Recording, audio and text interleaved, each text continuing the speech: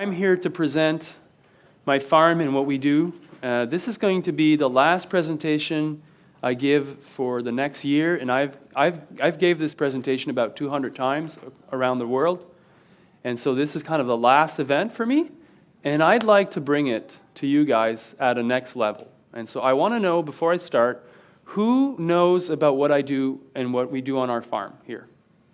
Who really doesn't have a clue about what we do and haven't read my book at all or doesn't know any of that? All right, just one person.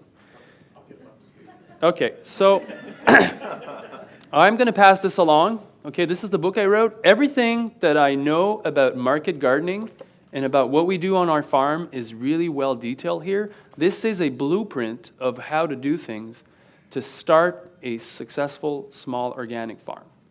And I've heard a lot of people who have told me that they've took this book, they followed the guidelines, and they've made themselves successful after the first year of operation. So this works. I've seen, I've done it myself. I've seen it elsewhere, and I think it has a lot of value if you're interested in starting your own farm. So I'm going to pass this along, and so you guys cannot say that you came here today and you didn't get any value because the value is in the book.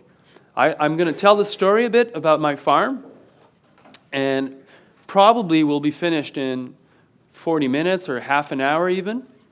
I want to open the stage to discussions, questions, some of the things that you guys are working on and that I can help with. And are you guys okay with that? Because to be honest, like entertainment for me is I'd like to do something new now. I'd like to engage. So that's where I'm at. So I hope you guys are cool with that. And let's start. Any questions, comments before we go? At least one? Thank you. Okay, thank you. All right, so that's... how many of you guys are growing vegetables for market right now? Okay, almost half. How many are thinking about doing this, perhaps, in the future? Who in the room is definitely not going to become a market gardener, but is interested in the whole topic? Okay, so only 3 people. Okay, so I'm talking to the right crowd. This is great. So the basis of pretty much my work and what I've been doing in the last 4 years is to tell people this pretty simple message that you could have a very successful small farm, and you can make a good living farming on small acreage with low capital startups and low overheads, and it's just about having a lean farm design and good management practice. And those two combined make it so that it's not only hard work will get you there. You need to have these things happen. So this is the model that we've pretty much evolved over the time. This is how we started. When I started farming, I knew nothing about farming. And I tell this story a lot. We traveled, we went to Mexico, worked on fair trade coffee farms. We were looking for an alternative lifestyle. We were looking for ways to become part of the solution and do something that was hands-on. We worked on fair trade coffee farms. We worked in ships, building houses in the desert, and that was cool. And then we woofed on a small organic farm, and the farmer that we were working for was a very positive role model for us. And since we knew nothing about farming, and since I wasn't raised on a farm, I didn't know that farming was supposed to be drudgery. I didn't know that farming was supposed to be, make you poor. And I didn't know that farmers were not respected, because the guy that I was working with, he was the hero in that community. He was the salad king in Santa Fe. He was bringing the best salad mix, and people would line up for miles to have his salad mix, and I would do the cash box, and I would see that Richard was, kicking $2,000-$3,000 of cash money each Saturday morning, and I was like, man, that's a lot of cash. And he would, be outside in Abiquiu, beautiful area, beautiful landscape, and then he would go off to Mexico and hang out in the winters. And for me, that was farming, and I was like, yeah, this is cool. And so that's why we got into farming.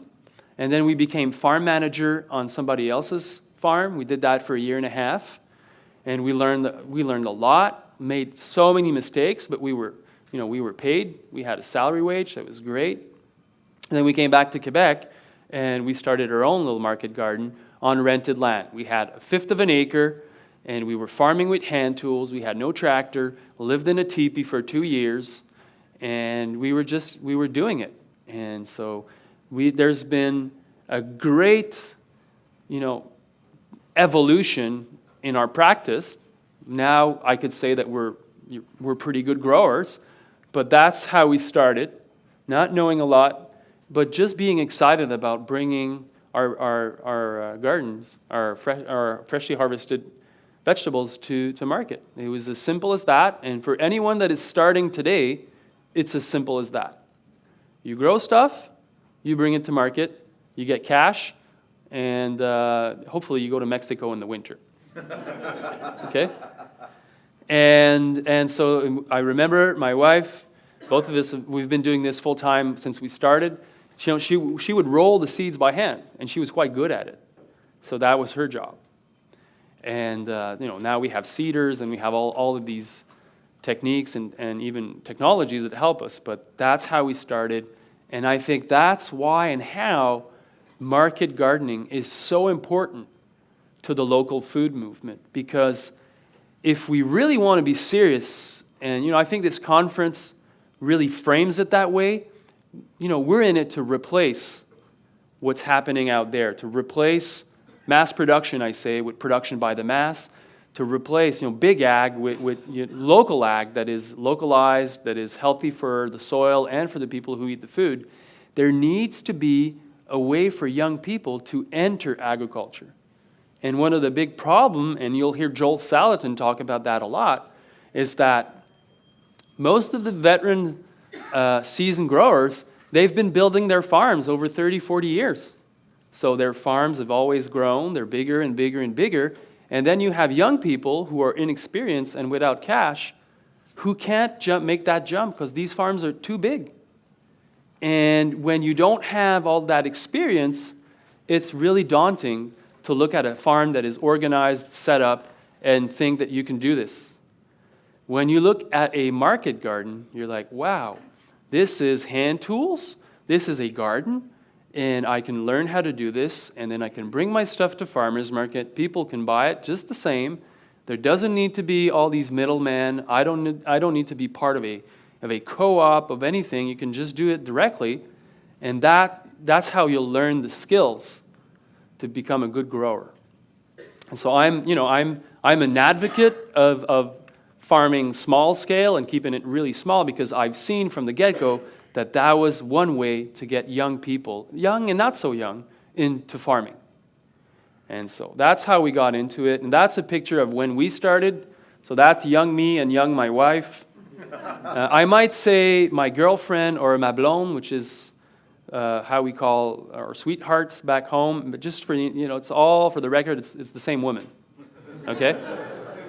So, because sometimes I go on and I go on a rant and I talk about my girlfriend and my wife and my blonde, and people are like, yeah, this guy has a lot of, he has a lot of traction going for him. And so we started like that, and you can really see that this wasn't social media era. The basket is empty. These are all wilted, rotten plants.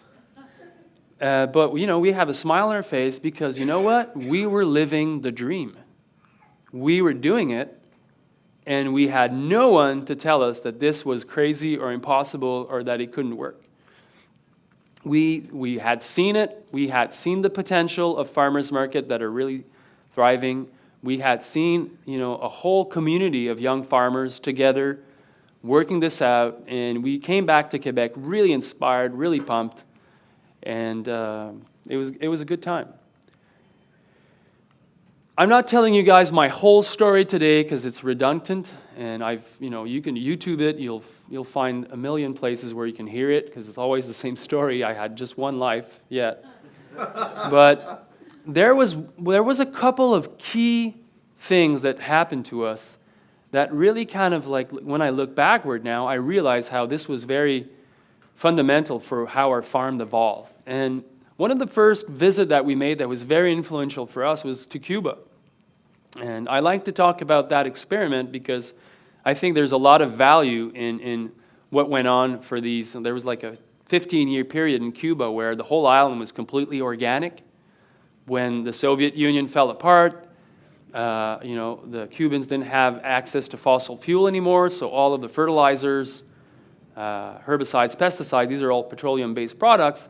They didn't have access to that, and the old tractors were all falling apart. They didn't have pieces or fuel to put in the tractor. So with vegetable production, they came up with these organoponicos, which were raised beds, cement contoured, of densely planted crops. And what was great about that is that you would see acres and acres and acres and acres and acres and acres of these permanent beds. In the city, outside the city, in the countryside, it was the same setup. And as a young person wanting to do this and not farming on large acreage, I was looking at this and it's like, wow, this is interesting. These guys have no tractor, but they're farming 10 acres of permanent beds, and there was a lot of production. And so that was for us something that was very influential as I look backward. Okay? I'm pretty sure now that in Cuba, the organoponicos are still around. You can Google it. There's probably a lot of international research that was done on these kind of systems. And for me, they're just another living proof that permanent beds, which is really what I'm going to talk about a bit today, and the core of what we do on our farm, and this concept of bio-intensive, densely planted crops works, because this experiment has been going on for a long time. Okay? Any question about the Cuban experiment? Yes? Why did they do raised beds? Why did they do raised beds? Well, there's two reasons. The first of one is that, it's cement contoured. So they wanted to retain moisture, okay? Because they're in a tropical climate. And the cement was there because these guys had a lot of cement. And they needed to put people to work. And, we think it's funny, but if you look at socialist government, they often do stuff like that. They just put people to work doing whatever. So that was they could have done something. They probably didn't have to do it all with cement, but why not? We made another trip. Oh, you have another question? Yeah. So is there a better material that you'd recommend other than the cement? Yeah, I would use nothing at all. You just raise your beds. I'll show you how we do it. Can you repeat the question? Yeah. Sorry about that. If there is another material I would recommend instead of cement to do raised beds, well, I would recommend not using anything at all, because there's a lot of energy and money spent into making contours for your permanent beds, and you actually don't need anything. And so that's that. Anybody? Do I have a friend here that has water by any chance? That doesn't mind if we... John's getting we made another trip, another year, and we went to France. And so at that time in my life, I wasn't really into drinking great wine, but I was looking for how to do this. And I had studied all these books coming out of California, High Yield Gardening, John Jevon. You guys have heard of John Jevon? Double digging, the whole thing. And these guys would always refer to the French intensive techniques. So the model I was kind of like trying to mimic was traced back to France. So I wanted to go there and see for myself what these guys were up to. And so we saw a lot of cool stuff, but every time we would talk about bio-intensive, which was how I would call this, they would say, bio what? It's like they had no clue about what we were talking about. They would bring us to these big glass house operations. We would see, super intensive production, but it just wasn't done on an acre, 2 acre, a direct sale mechanism. What we were looking for didn't really exist. And until recently, it didn't exist anymore in France. So that whole tradition of having super small plots, heavily cultivated, and with direct sales outlets was absent for at least 20 years. And now it's making a comeback. Okay? So that was interesting for us. one of the take-home message we got from our trip to France was how to not overwork the soil. Very influential for us. The French, when you go to France, they don't have the luxury of putting land and leaving it fallow. They have limited amount of land, and they need to cultivate most of it, and pretty much it's under production for the whole year. And so they educated us about the tools to use and not to use. And so the rototiller, and I think I'll talk about this later on, is a big no-no if you want to be building your soil over time. And so they were talking about harrows and other kind of tool, and we learned heaps about that from the French.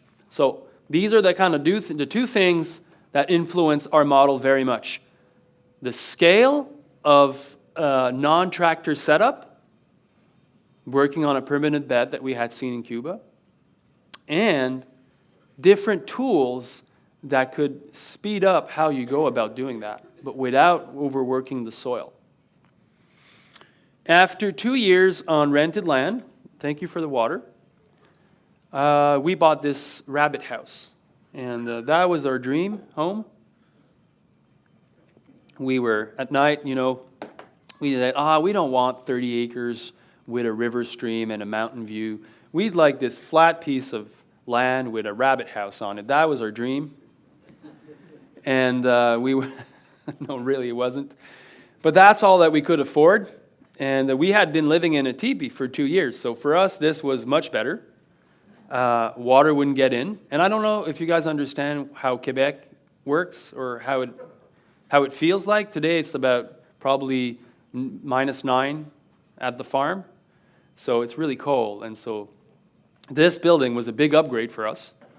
And it's been quite an adventure to transform this into a homestead and a farm and a house. But what was really the impactful event here is that we bought it was a 10-acre lot, it had a 7-acre wood lot, and it had a 3-acre prairie in the middle of which was this rabbit coop. And that has been a reality ever since. We've had a serious land constraint. We had about 2 acres to manage. And our goal when we started the farm, our intention was really clear. We wanted to build a house on that site. Both of us wanted to work full-time as market gardeners doing this. So we needed the farm to be able to support us financially to be able to do it. And so pretty much that's been the parameters that are around us, and the constraint that we had was serious land limitation. And that, I can tell you, was the best thing ever. That's the best constraint you can have, land constraint. Because when you're doing 40 different crops for market, when you're growing 40 different crops for market, and there's a lot of things to manage. I could do a 2-day workshop with you guys about all of the management practices for all of our crops, and there's a lot of things happening. There's a lot of moving parts. And the smaller the farm is, the better it is, because you can get to manage it easier and simpler. And so that land constraint taught us a lot. These are pictures of how we transformed the farm, and now it's a pretty cool home. And I always like to show this picture because, conventional agriculture is slowly dying because of these big farms. They're hard to replace. There's a serious lack of farmers out there, but there's a lot of buildings that could be reclaimed, recycled, repurposed. And so there's a lot of, I think, opportunities if you look at these buildings, not from the dream of having the perfect farm, but as, this could do. And then, over time, you can make this into something that's lovely. And so from the get-go, when we bought the farm, the permanent bed was core to what we wanted to do. And that explained one of the reasons why we didn't go with a tractor setup. First of all, we didn't have room. Tractors, they take a lot of space when they turn at the end of the row. We didn't have that. Those hedgeways couldn't be left with only grass. We wanted to cultivate every square feet on the farm. And since we were working on a permanent bed setup, we were thinking, tractors are really good if you're plowing, if you're disking, if you're hilling, if you're shaping soil. But if you don't do that, and you just have a permanent bed setup and you cultivate the surface, you don't actually need a big, heavy, earth-moving machine. You only need to have surface cultivation done by different tools, like a walk-behind tractor or even a hand hoe. So that's the core of our farm setup, the permanent beds. And I'm pretty sure now for you guys this is not new. Okay, this is like, yeah, déjà vu. But when I started, I knew no one that was farming on a permanent bed setup. And I couldn't just go visit a farm and say, oh, how are you guys doing this? And so that was a novelty, and that's really, I think, the way to go about farming, especially if you're doing vegetables. Like no-till, permanent beds, it saves you a lot of pass with the tractors. Our beds are 30-inch, our alleyways are 18-inch, technical detail, but because you're standardizing your things, these details will set the stage for all the machine, the equipment, and the overall layout and working experience.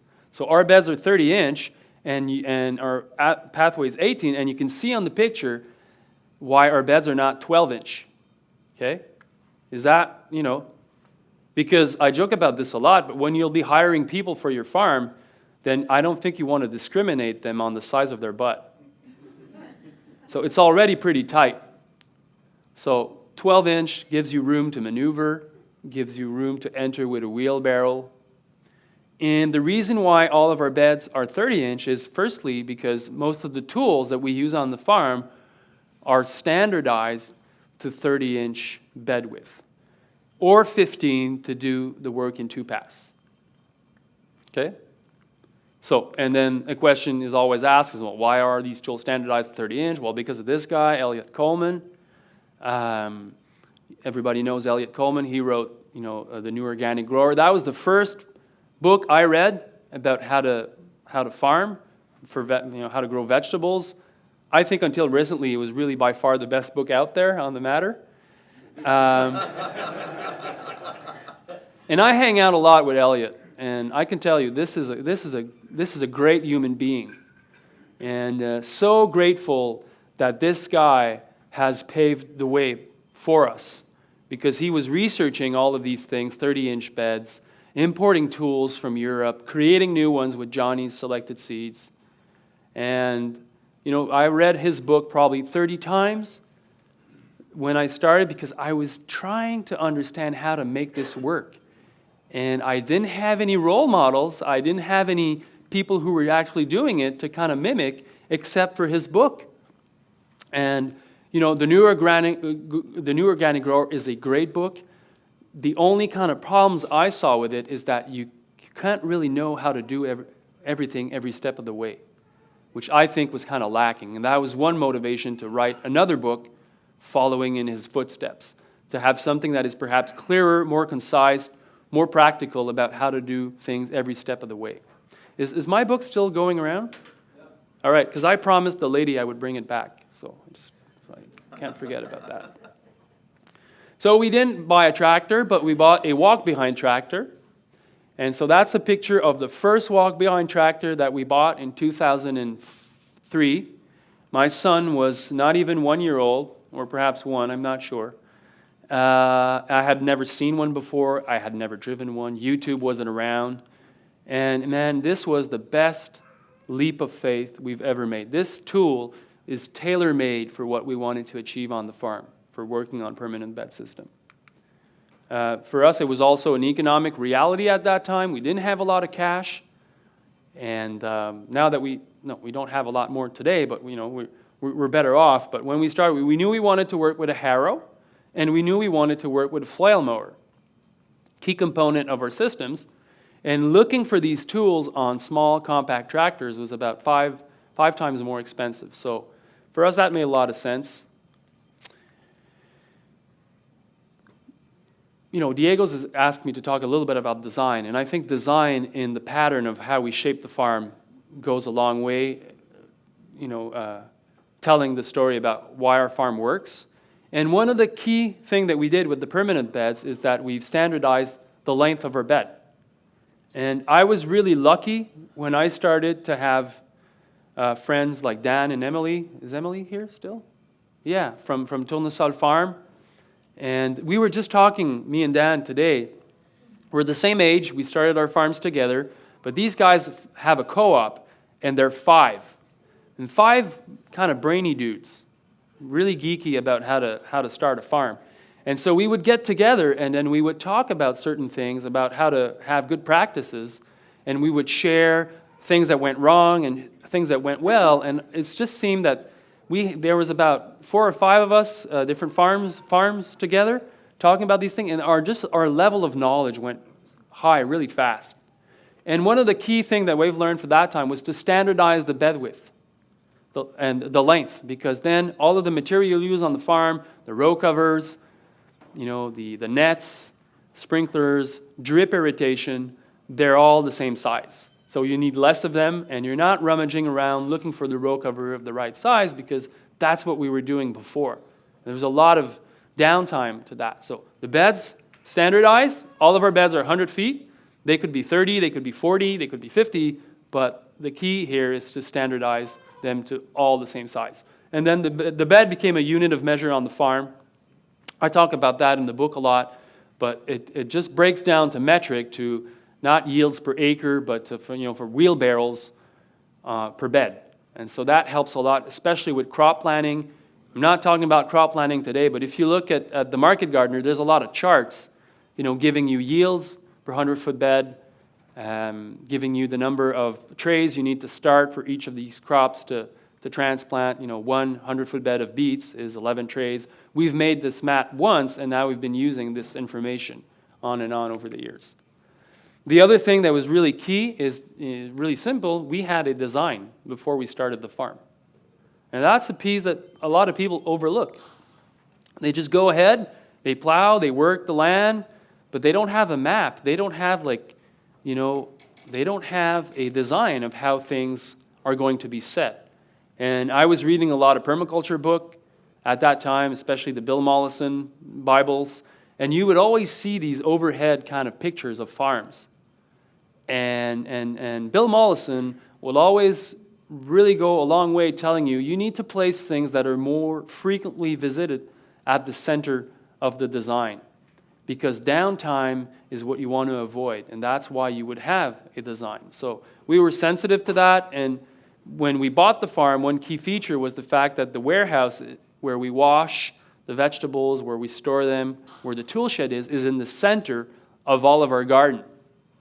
And so wherever we are, bringing stuff from the fields back, we're close. And so we're not losing a lot of downtime just walking to the fields. And, it might sound like not something that is revolutionary for you guys, I don't know, but if you map out how you work and you just draw lines of all the places you visit in a day, you can really see that you can lose a lot of time just walking. And that's what you want to avoid. And that's what you do at the design stage. So 2 compost piles to make this easier, water line that goes all around it. We've separated all of the permanent beds into field blocks. It's a lot easier to manage 10 field blocks than 180 beds. And all the field blocks, they're all the same size. So that was the intent. And at that point in time, we also took on the crop rotation. Okay? Crop rotation is a good thing to have in a system, especially if you want to be cultivating the same piece of land for a long time. And so because we had been to France, we had seen the importance of that. And so we incorporated the crop rotation at the design stage of our farm. And so, there was a strategy we were looking for, and I won't go in detail, but we wanted to have heavy feeders followed by light feeders. We wanted to have vegetables grouped by botanical families. We wanted to put compost every other year, always on the heavy feeders. We had all of these parameters that we were working on, on paper, trying to find the proper sequence, and in the end, we needed to have 10 field blocks to make the sequence work. And that's why there's 10 field blocks on our farm. So now, we've created this really sophisticated, if I can say, or complex crop rotation and boiled it down to something that is really simple to follow. And so every year we know what's going here is going there and there and there. And we just follow that guideline.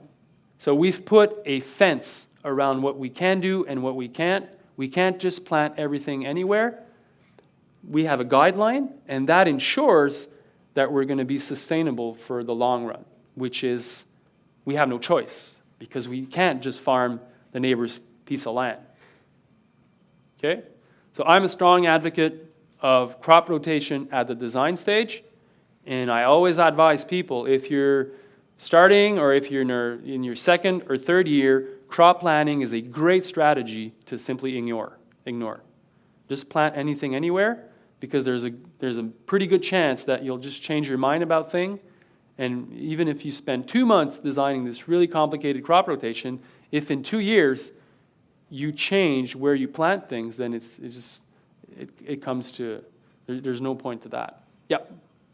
I do have a question about that, about design and starting up. My wife and I started farming just over a year ago, and we read your book, Mm-hmm. and we leased a 1 acre portion of land, and before I did anything else, I drew a map of it, I tried to make a design, Yep. and then we started growing stuff, and I realized, oh, this part of my design is not going to work. Yep. I had to change that. I had to change a lot of things, and now it doesn't look much like that design at all. Yep. What would you say to that? Okay, so you're not asking a question, but what you're saying is that, so we made a design on rented land, Correct. first year, Correct. and then we figured out after the second or third year that the design was off and we had to change everything. Exactly. Great learning experience for you. That's why you start on rented land. Okay? You make these mistakes, now you understand your mistakes. So you've learned from them. Next time when you buy your piece of land or when you go for something that's long run, you'll know what you're doing. That's how you learn. And that's why it is a great strategy to start on rented land, because you are going to make mistakes. Even if you would copy and paste that, there's a chance it wouldn't work perfectly. You need to go through the motion of understanding why it's relevant to be close to the washing station. You know, when we started on the rented land, the washing station was uphill of a big hill from the gardens. And so we were pulling the carts, and we needed not to have too much vegetables in the carts because otherwise we couldn't bring it up. So we needed to do it twice. It was ridiculous. But we didn't know any better. But now you do. Okay? Yep. You kind of answered it. I was just going to say, so always get started on rented land, just any way you can, but you already said that. So. Yeah, and that's why, you know, people ask me, you know, I want to do this. How to start? I always tell them, okay, you want to be a market gardener, you want to be a market farmer, work 1 full season on somebody else's farm. Okay? You'll see how these people do it. You'll see how they do certain things well. Perhaps you'll see how they do certain things not so well.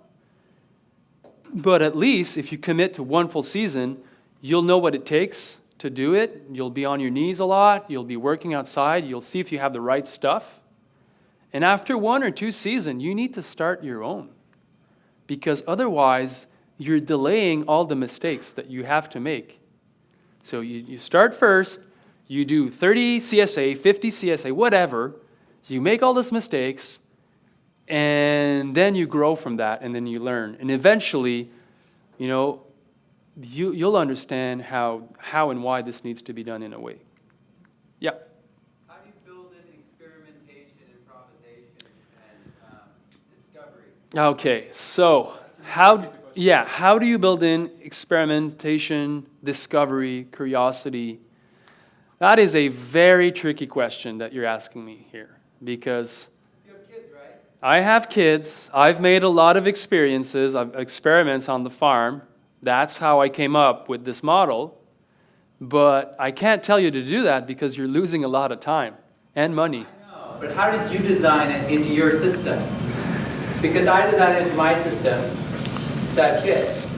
Yeah. And because I love to test new plants. Yeah, well, you know, I don't do experimenting with my kids because I don't think they want to shovel a 180 bed that way because they were like 2 years old. But we were having this discussion, me and Dan, is that when you're working on a farm, 50% of your time on the farm should be harvesting, because that's how you cash flow the farm. And so all of this time, extra time that you're spending doing research or trials, you're actually not very productive. And so ideally, you'd be limiting that. Well, you're just getting intellectual capital through your experiential capital, and you're building those up so that your reservoirs flow into the other. And perhaps when we're talking about experimenting, for me, it's different from trying it the way you think it should be done and then realizing that that's off or that's wrong. That's different. You think the beds should be shaped that way, and then you realize there's a flash flood, and then all your topsoil gets washed down. And you're like, oh, I didn't know that. Well, now you do. And so next time around, the orientation of your bed will be with the slope. So you're not trying to capture water. You're trying to channel it away from your growing area, because if you have a flash flood and you've spent 4 years building up your topsoil and it gets washed down the drain in the first event, you just lost a lot of money and resource that way. Okay, so these are the kind of things that you learn. Ideally, you would learn them from somebody else that is the guinea pig for you. And that's why when you start and you're following guidelines like those of the market gardener, they work, and that's a good blueprint. And then from then on, you can evolve and to your own kind of like imagination and scheme. All right, so that's a picture of the design. You see that it's pretty much, that was taken last year, and it's the same design, has been on the farm for more than 10 years, and it's been doing really well for us. Okay? Yes? With crop rotation, do you rotate the greenhouses for the tomatoes? We grow, yeah, if we rotate the greenhouses, we don't. We graft our plants, and we grow year after year the same things in the house. So by grafting, we take rootstocks that are resistant to disease, and that's how we avoid building up disease in the greenhouse. Okay? Moving greenhouses is a pain in the ass, okay? Especially in a cold climate. So, and having a lot of them is a big expense. So you need to figure out ways around that. So grafting is one strategy. Any questions with the design of our farm? Just a quick question. What is the orientation, north-south? Is that? All right, so there's a south-facing slope, which is really good, and then there's a ridge. So there's a first slope, and then there's other slopes. And again, the field blocks, the orientation is done so that the water gets channeled away, and that's pretty much it. So that was, and then we needed to fit everything because they're all 100-foot bed everywhere. Yes? It's on one of the earlier slides. You have an orchard. Can you just quickly describe that? Yeah. We have, 12 fruit trees. And it's just like, how can I say this?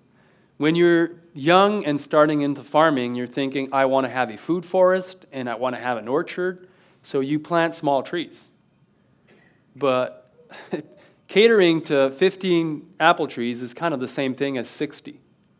Because you need to manage them. You need to look for disease and pests. Like where we live, we have a lot of problems with apple trees. So, after 10 years, we still don't have a lot of apples. And we're certainly not making money with that. So for me, that was just like the kind of hobby part of my farm. Same thing, we had 2 goats and chickens.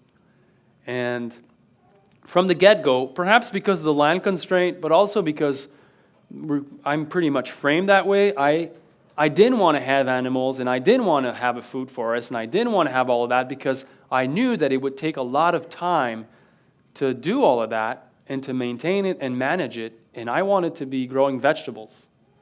And I thought, because I've seen a lot of people do it all, and then they're not good at any of it. And so we wanted to become good growers and get efficient and prolific at it, and that's what we did. And I'm super happy to trade vegetables for apples at the farmer's market. This is way more intelligent for me, because I'm good at vegetables, And my neighbor, he's really good at apples at farmer's market. So really moved away from this whole concept of self-sufficiency. For us, self-sufficiency is, I have a lot of friends that are growing stuff, so I can trade with them. Trade for meat, trade for cheese, trade for, wine. Well, we don't anymore because meat is, the wine is not so great where we live. But anyway, so that is for me very empowering to go to farmer's market and have all these friends that are growers, and then we just share and trade what we do. So I think there's a lot of power to that. Yeah, question in the back? Do you were using compost? You compost your beds? Yeah, we're using compost. A lot of it, 40 tons per acre. Okay, you do it all by wheelbarrows still? Well, all by wheelbarrows. Okay, and every year, there's an intern that comes to my farm and says, why don't we get a manure spreader? I'm like, yeah, I've never thought about that, thank you. And so a manure spreader, man, it just takes, you need to turn all the way up to here. So you'd have all this dead space to put compost faster. And you would need to get one load tractor with a loader and another one. You'll probably pay a couple of $1,000s for each. I bet you my shirt that when it's time to do it, one of them's going to break down. And then you'll be spending your whole day either fixing it or looking for parts. And then I tell my intern, while you could be doing this faster and not be thinking about a manure spreader. Sorry, so on your design, how do you locate the original pile? Well, we've centered the piles. So there's one here, and then there's one here. Okay? The compost is delivered by the dump truck. We pay $2,000 for a load, and that solves the compost issue really fast. We get the highest quality compost out there, certified organic, comes with seaweeds in it, it comes with an NPK, so we can calculate how much to put in compared to how much our soil has in it, and it simplifies that whole operation. I'm not going to justify getting a tractor with a loader to make my compost where I can just buy it and it's much simpler. Okay?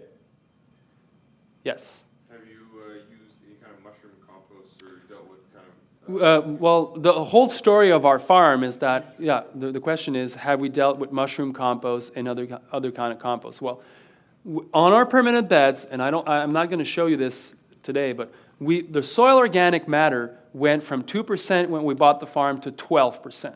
Okay? So there's a big increase in organic matter. First of all, because we've been adding a lot of compost, which was peat moss-based compost. And because we're not turning the soil upside down. Okay?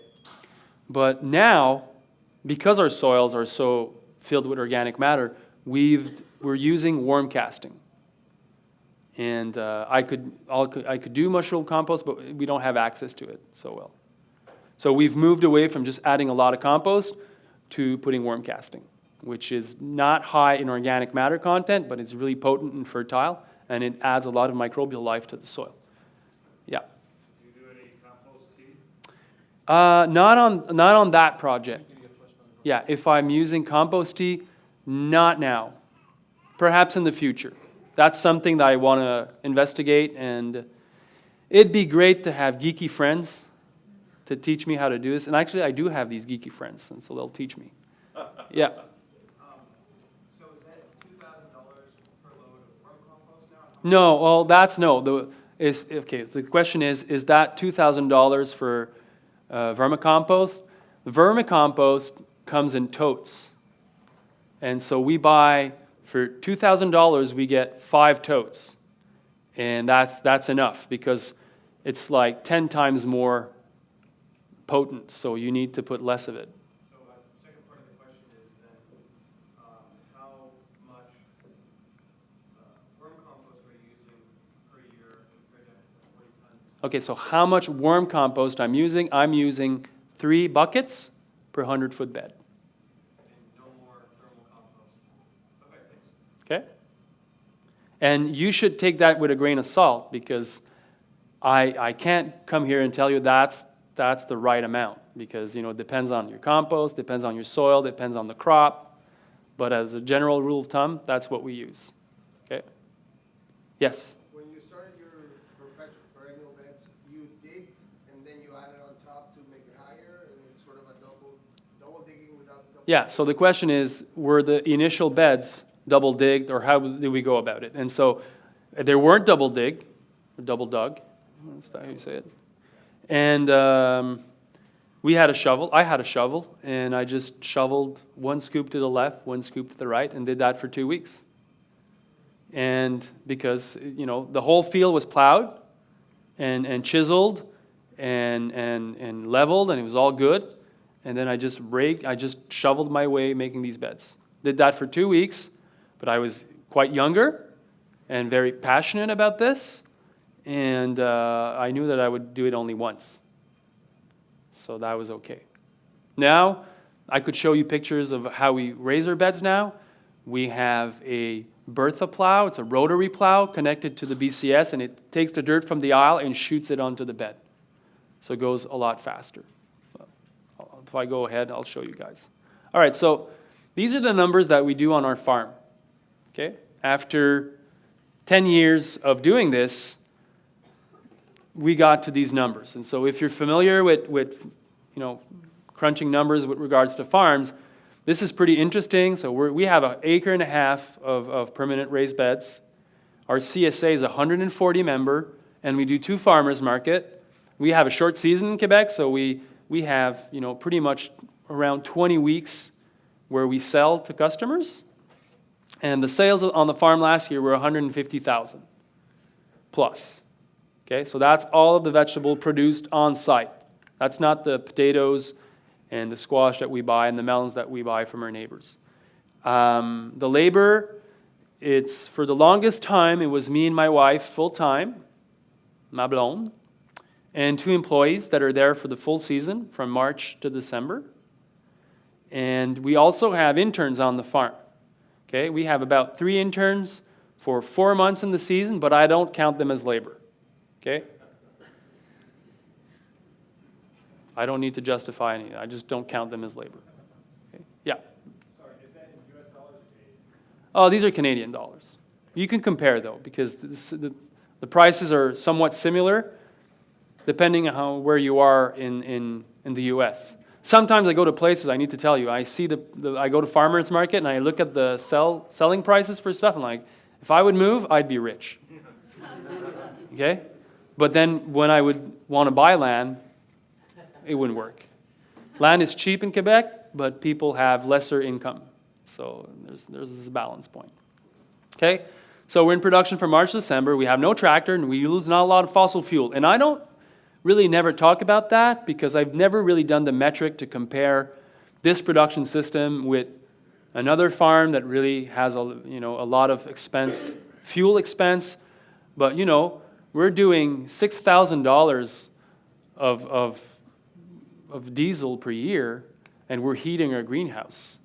And so it's not a lot. So that $260 is the gas I put in the BCS to do all the field work on the farm. It's really not a lot. And so we're kind of showcasing that you can have a small parcel of land, you can feed 250 families, you could have 4 people working on it, and you're not using a lot of fossil fuel. And all of this makes sense because of the last number, which is a 45% profit margin, more or less, which we've been achieving for the longest time on the farm. Okay? So all of this is interesting, but the last number, the 45, is really what's interesting. And that's possible because we've kept labor to ourselves, mainly, and because our overheads are really low. Okay? Yeah? Is that 45% profit margin basically the salary? Yeah, that's our salary. That at the end of the year, once we've paid for the mortgage, once we've paid for the loans, once we've paid the employees, almost half of it comes back to my wife and I as our salary. So, you know, if you compare that salary to, you know, a lawyer or a banker, we're certainly not winning the race, but we have a great lifestyle, and we've been able to raise our kids, build our house, live, you know, own homestead while doing this. So I think it shows that you can make a good living at this. You mentioned the mortgage, so after all your living expenses or just the mortgage? Okay. Because it's the So- farm itself. So you're asking the question, is this paying for the mortgage and your living expenses? So if I was in Quebec, I couldn't say yes to that. But now here, I think I'm okay. Yes, most of our expenses are life expenses. You know, some of the food that we buy bulk for the crew, you know, the gas that we put when we go to the cinema or whatever gets into that in our expenses. So, and we have half of our revenues is cash, which I shouldn't talk about also. Okay? Yes. Is the diesel you've listed there for your truck for like delivery, something like that? Yeah, that's for delivery, and it runs on straight vegetable oil. So if it didn't, that would be higher. We go to Montreal twice a week, so it's 60 miles away from the farm. Yeah. When Chris was talking to us before yesterday, he was talking about the utilization of the BCS and how he barely even uses it anymore.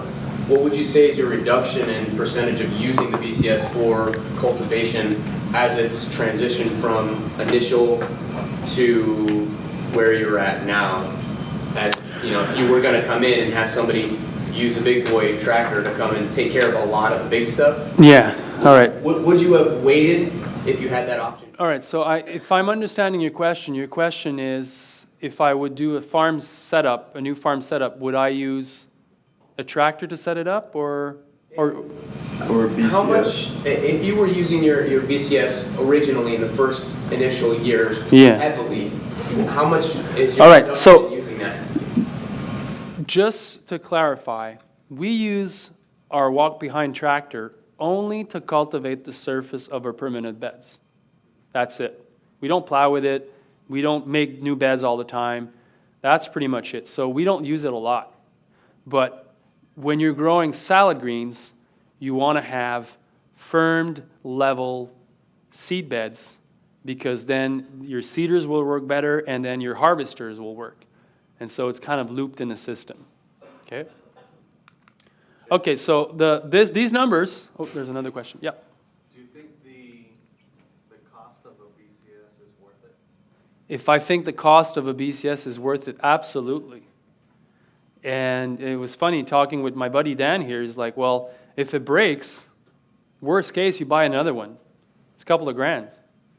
If you have a 60 horsepower tractor, that's another deal. There's a big expense. And if you compare it, money for money, and you're setting up your rig for tractors, and you buy a tractor that's $5,000, it's going to be a tractor that is kind of like, eh. But for a brand new BCS, it's going to last you 20 years. Like I've had mine since 2004, and they're still going. Which model do you have? 853 for which model? The model is 853 because for BCS it has the longest handlebars, and so some of the implements in the back, you want to have clearance for your feet. Okay, so if you visit themarketgardener.com, you'll see all the tools that we use, what's their commercial name, and where we get them from. Okay. Yeah. Is there a size of plot where the BCS doesn't make sense when you're scaling? That's a great question. Is there a size of plot where the BCS becomes not efficient anymore and you would need to have another kind of a tractor or whatever? I'm thinking down. Oh, down. Down. Oh, you're thinking down. Yeah, I'm not quite. I'm thinking up. Yeah, sorry. I'm on the Y- upside too. Yeah, can you talk about both? Yeah, let's talk about both. Scaling down, yeah, I think if you're doing 100 CSA member, you don't need a BCS for sure, and you could use a wheel hoe, you could use a tilther, you could put a lot of compost and just kind of go no till. So you have what's grown on your bed and you just put a thick layer of compost and you plant back into it. Or you can get a small rotor tiller. But I'll explain to you why you perhaps want to move away from a rotor tiller. We had a woman that worked 2 years on our farm harvesting with us. She started her own little market garden. She cultivates 1/5 of an acre. She has a 100-member CSA, more or less. She makes $40,000 net a year, and she grosses 40,000. She nets about 25. That's pretty sweet. Working with hand tools. She has a lot of interns that she counts as labor. But so you can scale that model down. You can scale it up. How far can you scale it up? I don't really know, but I'll show you pictures of what I'm doing now. And we've took that model and we brought it to 10 acres to see if that could work. And so I'll show you pictures of that later on. So in our design, though, one of the key features was, again, the fact that we didn't have a tractor. 5 minutes left? Wow, that went fast. What's after this? I've got a half-hour break and then some presentations in the main room. Okay. Well, do you guys want to stay a bit longer? Yeah. Because I just talked too much. We can shut the camera off and you can keep rolling. Yeah, or you can keep filming, whatever you want. Okay. So the tractor and the setup on most farms when I started, that's how everything was organized because of the cultivating tool. And so you would have somebody that was growing potatoes. My neighbor was growing potatoes, and he had the gear to cultivate potatoes, and then all of the other vegetables were organized the same way. So the spacings were determined by the weeding implement. And since we didn't have that tractor, we want to make it as dense and intensive as possible. And it took us a few years to figure out the good spacings, on 30-inch. Is it 4 rows at 6-inch or 3 rows at 8? So we experiment with that. But basically what we wanted to achieve is to have the leaves of the crop touch one another at 3/4 of their growth to form a canopy, which is really cool. And when we're talking about permaculture and having, multi-functions, is like you're growing a crop that becomes a cover crop. And to shade out the weed really helps with your production, but also to have not exposed soil is really beneficial for the moisture and for the microorganisms that are living in the soil. Okay? So that's really interesting. You want to get that canopy, you get more yield, but all of this only works if you have really good soil structure. Okay? So your roots, they need to be able to shoot down, and if they hit layers of hard pans or just layers that are harder, they'll go sideways and then they'll compete for nutrients and for water, and then you won't get good quality crops. And so this needs to be understood. Soil structure is the foundation for this to work, and a permanent bed setup is you just eliminate much of the compaction from the get-go. So all the tools that we use on our farm, they're all thought with that in mind. Okay, and the roots, you guys can dig up, you can see if your roots are shooting down or not. It'll tell you the story. Yes, Chris. So how's your disease control at the higher density? Do you find you get a bit more disease, or is your quick rotations on and keep that out? So how's the disease pressure because of the density? So that's a great question, and we've had almost none of the major disease over the years. We've had a few outbreaks of mildew over all these years. And so then the question is it because this is a miracle farm, or? So I don't know. I have an opinion about it, but it's not scientifically proven. I think that because we have a good rotation, that because our soil is covered most of the time, and because we don't turn it over, the soil is really alive, really filled with organic matter and microbial life, and it's occupied. But who knows? Okay? Yeah. Do you utilize any kind of insect habitat or Yeah. pollinator habitat in your system? Okay, so do I use any insect habitats, pollinator habitats, to mitigate some of my pest problems? When we started the farm, we had that in mind a little bit, but not too much, and we wanted to maximize the growing space. I had the chance to do another farm design last year on a bigger project, and 20% of the growing area was dedicated to habitats to try and see, and I'll show you a picture of that, if this could work. But it's a long shot because you don't know. You kind of need to do it to see if it's going to work. Yeah. Just a quick follow-up question. Have you ever experimented with perennial edges along your market garden beds to reduce evaporation or? Yeah, perennial edges along the bed. We've used shrubs as windbreaks and fence, but that's it. Okay. Again, we perhaps are in a different climate. For us, water retention is not an issue. We have excess water. We want to evacuate it, and then we use a pump and we put it back with sprinklers. Okay, so these are pictures of the farm. There's a DVD coming out about the farm, and it's coming out in May. People will get to see what the farm looks like because they've read the book or they're interested in me talking about this, but actually, when you come and see the farm, you understand that, this is a lot of production on such a small piece of land. And so the proof is really in the pudding, I think. Yeah. Is there still an opportunity for people to crowdfund it, or is it fully crowdfunded? If there's an opportunity for people to crowdfund the DVD project, yes, because we're going to translate it into more language, and the graphics, there's a graphic designer that is hired. He's going to go all out to make it as clear as possible. So where can people go to contribute to that? themarketgardener.com. Okay, you'll have a link for the film, and my bet is that it's going to be a really great educational DVD because the guy that did it was so serious. He was there every day filming the farm and the crew, and he captured what we were doing, and yeah.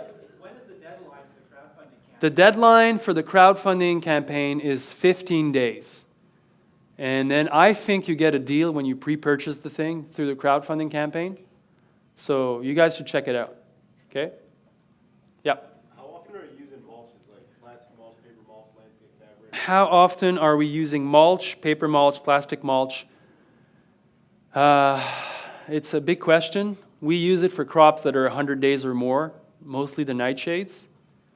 Now we have a new plastic mulch layer. It's a hand-pulled plastic mulch layer. I don't have the picture with me. If you visit the website, you'll see it. That's going to save us a lot of time. Okay? So again, pictures of what we do. And, at first, when I was talking about that, a lot of people were naysayers about why this shouldn't work. Densities are too close, you'll get disease, this is not how it should be done. You read the seed package, and perhaps my friend Dan could explain to me why this is, but the seed package, if you read the spacings, they're always super wide apart. Never understood why. Can I put you on the spot with that? So we've never followed the spacing on seed packaged because we're trying to do this intensively, and this has been working, and it's been working really well. Okay, I'm not saying it's perfect. I'm not saying that there's no problems ever, but this has been done for a long time on our farm, and it works. Close spacings, you get a canopy, you get yields. Curtis does the same thing, and there's people before Curtis that was doing that too. And that's a picture that Elliot shared with me when I was researching about that, and he said, JM, when I was 30, I went to France and I visited a 2-acre farm, all intensive. It was like back-to-back, filled with vegetables, and this was the most beautiful, productive farm I had seen, and that's what I mimicked coming back and did all of my work from. So these kind of models are not new, and when you research market gardening books that were written before the 40s, this is a typical productive setup. It kind of all changed when the tractors came into play. Okay? And so I'm not saying that the tractor is the problem, but if you're scaling out to accommodate the tractor, you're moving away, then you're less productive in a way. And I think this picture here, did I see the picture? Yeah, this picture tells the story. If I'm doing this 5 rows of carrots on 30 inch compared to 5 rows of carrots on 5 or 6 feet, whatever. So this is pretty typical row cultivation. And I'm covering everything with a row cover. Well, I'm using 1/5 of the material to do the exact same thing. It's costing me 1/5 of the price. And I'm doing this 5 times faster. Okay, so this kind of efficiency is done when I'm watering my crops, when I'm scouting for disease, when I'm harvesting. Everything is closer. Just there's everything's that's arm reach. And so that was when I started, my only explanation of why what we were doing on our farm was providing what I saw as better results, as most of other farmers that I was visiting that were doing 100 CSA on 5 acres, burned out, looking for the crop among the weeds, and just kind of tired at the end of the year. And so that wasn't the case for us, and we were kind of trying to compare it, and that was my only explanation. The design of the farm makes you more efficient, okay? And so that's what I believe. These are the charts. These are the tools that we use, and when our overheads have been kept low. So again, most of this information is in the book. The tools that we use, simple stuff, but they're efficient. They're sophisticated, even if they're hand tools. And cultivating, I could go on a rant about how everybody is focusing on weed control. I go to trade shows a lot, and people line up to look at the new technologies. You're looking at torsion weeders, Flex-Tine weeders, robot cultivators, and then people get pumped and they're like, yeah, we need that. And I'm like, man, how about preventing weeds on your farm? How about not putting manure that is filled with weed seeds? How about not putting straw? How about using transplants to get ahead of weeds? How stale seed beds? How about using intensive spacings to shade out the weeds? All of these strategies are often overlooked. And I think, we cultivate when it's really clean using hand hose. We never let weeds go to seed. And just these two principles, they've helped us keep the farm pretty clean. Okay? Yeah. Can you maybe give a couple examples of how to get stale seed beds? Yeah, you systemize it, okay? So when you're planting, and then you always prepare your seed beds 2 weeks prior, and you water the seed beds. You'll germinate the weeds, and then you use a flame weeder, you destroy them, and then you plant into that. Other options besides flame weeding? Right? Well, you can use a cultivator to cultivate and destroy them, or a rake or a wheel hoe. But if you don't systemize it, then you're always kind of reacting to what's happening.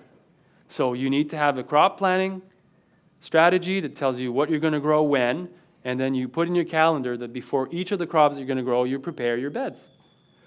That's like pretty basic, but a lot of farmers don't do it. Okay? Yeah. How many hours do you put in a day at the farm? How many hours do we put into the farm? So, that's a big question. We work an 8 to 5. We've been doing it for the last 6-7 years. And I was telling you guys about constraint. The land constraint was a big blessing because it forced us to look at how to grow the farm from the inside, learn all these techniques that I've shared in the book. But one of the biggest things that we did once was to put a time cap on our working hours. And because we have kids, we were bringing them to daycare in the morning, working all day, and then bringing the kids back, and then having no time for them because we're still busy, and it just kind of sucked. And so we said, we're working 8 to 5. And when we did that, just like by magic, we became more efficient. We got more done in less time. And the reason is it forced us to prioritize things better. It forced us to optimize certain things that we were not really good at. It just kind of like created this incentive for us to, get moving. And that's something that I would recommend. Perhaps the first years when you're setting things up, there's a lot of extra work. But once your greenhouses are built and your washing station is done and your tool shed is there and you have the good tools, put a cap limit to your time spent on the farm because it's an endless endeavor. You can work forever on the farm. And what's the outcome of that? The outcome of that is that if you have a family, well, you'll neglect them probably. And that's kind of sad. You see a lot of these farmers that have kids that grow up on the farm, and they don't want to hear anything about farming. They're like, yeah, farming sucks. Okay, my parents got burnt farming, working like crazies all the time. So I'm not saying that, hard work is something you don't want, but, you want to be efficient with your time on the farm. Time is what you don't have. Okay? Yeah. planning my bed width based on human reach, double reach. Yeah. Makes a lot of sense. Okay, planning your bed size to your arm's reach, because otherwise you're hyperextending your back when you're picking greens, and harvesting is half of the work on the farm. If you do this for 40 years like that, then perhaps you'll end up being crippled. Okay. Well, it's coming out in the kind of 50s, low 50s, and then you said the implements are 30 inches wide. Yeah. Is there any problem with just doing a double pass? Yeah. There's a problem. More time. And just beds that are, how will you reach the middle of the bed? You'll have to trample in them. On the other side. Double reach. It's a long way, dude. There's a lot of time you want to be able to access the middle of the bed. For me, 30-inch, you saw the picture, 30-inch arm's reach is in the middle of 30-inch. Okay? So, but you can do it. I'm not here to tell you not to do that. I don't want to be responsible anyway. But these are the things we need to think about. Do you have all your tools for 15-inch, 50-inch? And have you gone through the motion of harvesting all the crops on that bed size? And how comfortable is that? Because that's a choice you make when you standardize your bed on a permanent bed setup. And you'll be stuck with that choice. And you can say, oh, well, I'll change my mind in 10 years. But man, if you've made all your beds and you've worked the biology and then you change your mind, well, you're kind of losing out a little bit. Yeah. So I'm really interested in your greenhouse tomatoes. I got a question about the rootstocks. Is there a big difference between some of these more advanced hybrids that are being developed in comparison to the rootstocks? And then also in your greenhouse, what percentage of them are you taking up with tomatoes? Okay, so the question is hybrid tomatoes, rootstocks, and yeah, we use all these fairly hybridized tomato because I could show you pictures. This is high yielding tomato production. Is there a big difference between the hybrids and the rootstock? Are you using the hybrids on rootstock? Yep, we use both. Okay. Some of the tools that we use, the broad fork, you guys know about that tool. But, there's a reason why we use the broad fork. Because it allows us to work the soil in depth, making sure the roots will shoot down without overhauling, all of the soil structure. Okay? And that's why we don't use a rototiller. Because when you rototill, you take soil that has good aggregates and you pulverize it into finer particles. And so you're destroying, every time you rototill, you're destroying your soil structure. There's no way around that. Okay? And so if you do that, then you can't rely on earthworms to do the job for you. I quickly showed pictures of tarps. That's how we prepare soil now. We tarp them, we tarp our soils, and then we remove the tarps, boom, the beds are ready to be planted in. Okay? And then we use a harrow that has tine on the vertical level, shank, and then we cultivate only the top inch without inverting the layers. It's just mixing the soil in gently. And so this is the setup that we figured how to do this. So I'm not talking about no-till. This is a minimal tillage practice system, but it works. Okay? And pretty much everything that we've come up with on the farm works, and it's simple. And that's a picture of my neighbor, and he thinks we're crazy. But man, I think he's crazy because this guy is always on his tractor. Now, he's growing, soy and corn. It's a different kind of farming style, but whatever. It's just like can we think about how to do this differently? Okay, because this is not great for the environment. This is not great for the soil. It's not great for the farmer. This guy works a lot. And we probably make more money than he does. So when we bought the farm and we were telling people we're farming, a 2-acre plot, these guys were like, this is ridiculous. But when I look at what he's doing, I'm like, this is ridiculous. So anyway, perhaps we should get together more, but... So anyway, this is a picture of what I'm working on now. I think we have a few more time. I'll show you quickly what it is. I was asked by this very wealthy business person if I'd be willing to commit the next few years of my time to develop a farm that would kind of take some of the strategies that we've come up with and trying to scale it up to see if, if that would work, and B, if we could train more people to do this. And so I was pretty, to make a long story short, I was excited about that, and I said yes, I committed to that project, and we spent the whole winter designing the farm on paper and the whole summer building it. So that's what it looks like. That's half of it. So there's 26 field blocks. They're all 40 by 100, and between each of these field blocks, there's flowering hedgerows. Okay? And yesterday we showed a presentation about how that came to be, and basically I've hired a crew of permaculture designers to come in and look at all the insect problems that we've had and look at which kind of insects could be beneficials or birds, and look at habitats that would harbor these insects. And so we've built guilds of these plants, and then we've put them in between each of the field beds, because that also creates windbreaks and sun traps to create microclimates for our crops. So that's kind of the big design. And one of the key feature here is that I've replaced the shovel with an excavator, which I kind of like now. I'm kind of thinking we should all have an excavator.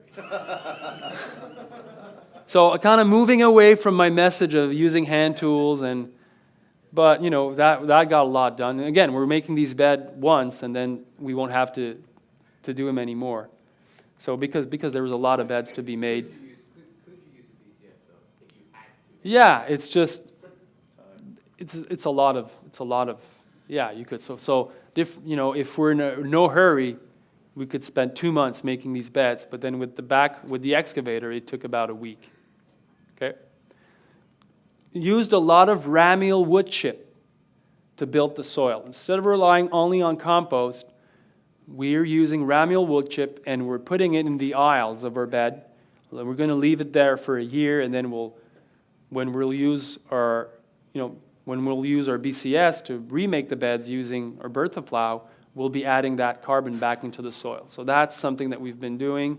You see how it is here, making these beds, and also putting some compost. So really spent the whole summer, implementing that, preparing soil, getting the washing station up and running, the greenhouse, the tool shed, and there's a lot of work.